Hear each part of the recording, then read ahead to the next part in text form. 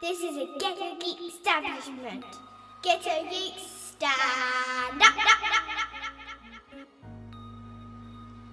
Yes, it's Ghetto Geek here, Ghetto Geek TV. We're live at Word Up Picture Palace, Harlesden Simi. Yes, this is the one.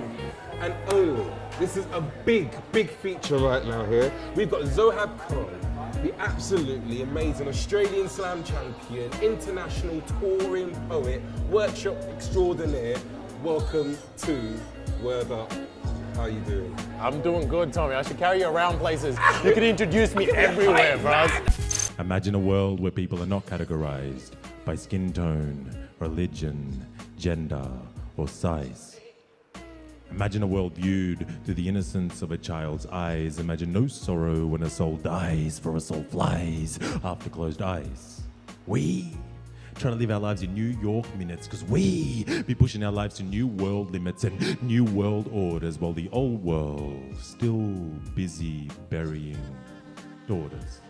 What were those challenges? What were the kind of things that gives you this passion that makes you such an amazing performer?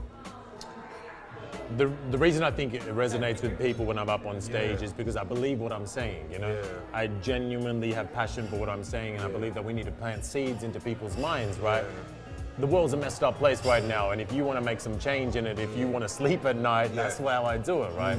And I faced a lot of racism in my younger days, you know what I mean? There's this one line in one of those poems, you would have seen it when I went off the stage, right? Where the kid's like, lines, and he'll go to school with thinking it's cool to act just like dad and call that Kit Kat brown kid a dirty Arab, right? I went there and performed that poem, and while I was performing that line, I remembered why I wrote that line. Because at school there was a group of boys, right, that had this chant. There was like 10, 15, whatever there was of them.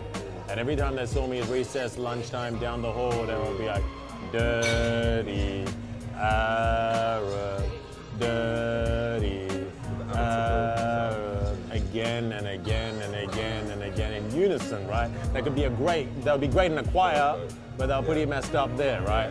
And I'm not even Arab, man. I'm Pakistani. Yeah, exactly. You know? But that pain, I'm so glad that I went through that, you know what I mean? I'm so glad that as a 15, 16, 17-year-old, that's what I was getting. I had my teenage angst, and then I had a bunch of douchebags everywhere else too, you know what I mean? And that's beautiful. Where was this political drive and political knowledge and passion to sort of get that message out there? Where did that kind of come from? Without giving away all of my political secrets, right? I can't give you all my leanings. Okay, I hear that. That's cool. That's cool. I've always been a fighter for the underdog. If you feel like the underdog, you're gonna back the underdog, right? I remember watching movies and thinking, man, I'm kind of going for the villain right now. You know, this is a little bit messed up. What's going on? Cool. And that always encourages you to see, oh, wait a second, this person's been made out to be the villain. Are they actually the villain? You understand it from different points. You know?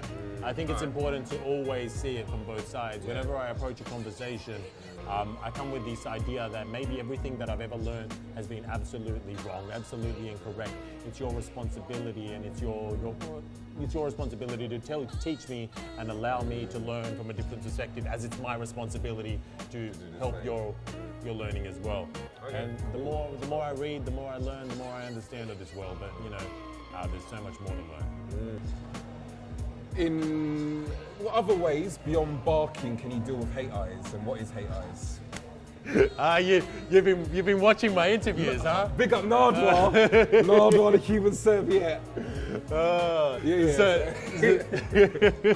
So what you're referring to is the time that a dude gave me hate eyes. Hate eyes is like that. Oh, I really want to. So I think maybe in England we call it screw face. We call it screw face, isn't it? Why you screw me down for that? Screw face, Screw face. Hate eyes. I call them hate eyes. Yeah. It's essentially where someone just doesn't agree with you just because of the way that you look, you know what I mean? Okay. One time, but I can't encourage that.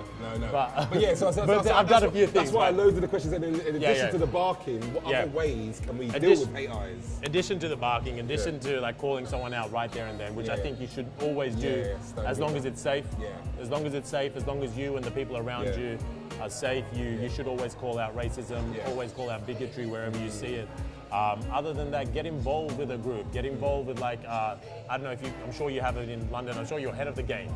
But anti-racism collectives and things of that nature. If you're a university, join like, autonomous organizations where they're trying to reclaim people of color, reclaim our own identities, learn as much as you can, and educate. I think knowledge should never stay with one person, you know what I mean? Every time you learn something, you should throw it straight back out. You should straight go out to somebody else, whether that be an ally, whether that be the choir, whether that be an adversary. It should always be spread, and that's how we learn, you know? No, I love that. No, I really do love that. I really think it's a really important message in this current climate. Yeah. Your set definitely, I thought, was amazing when you're addressing what's going on in our country right now after the EU leave and all the rest of it. Thank you so much. We're going to be looking forward to seeing more of your amazing work and hoping that more and more people from our local community get to see what amazing things you're doing. You saw the reception. We were so grateful for having you. Thank you for stepping by over here. This is Ghetto Geek TV. Ghetto Geek, stand up.